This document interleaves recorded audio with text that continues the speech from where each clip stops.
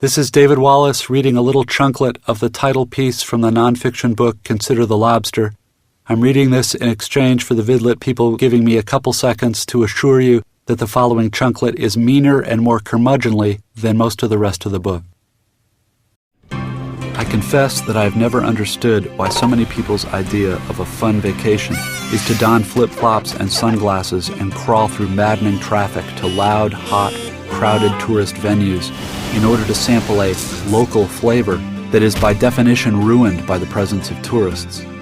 This may, as my festival companions keep pointing out, all be a matter of personality and hardwired taste.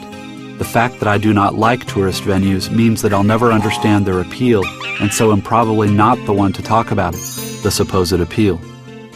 As I see it, it probably really is good for the soul to be a tourist, even if it's only once in a while.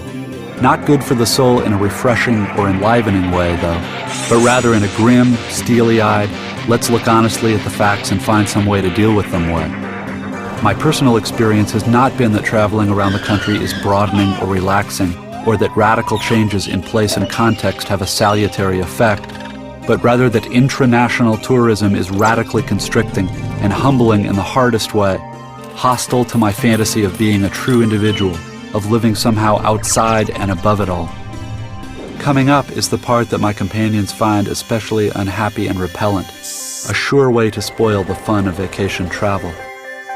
To be a mass tourist, for me, is to become a pure late-date American, alien, ignorant, greedy for something you cannot ever have, disappointed in a way you can never admit.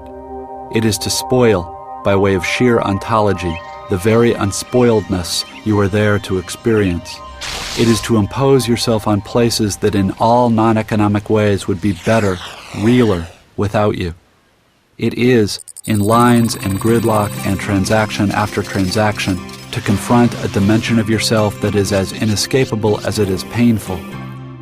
As a tourist, you become economically significant but existentially loathsome, an insect on a dead thing.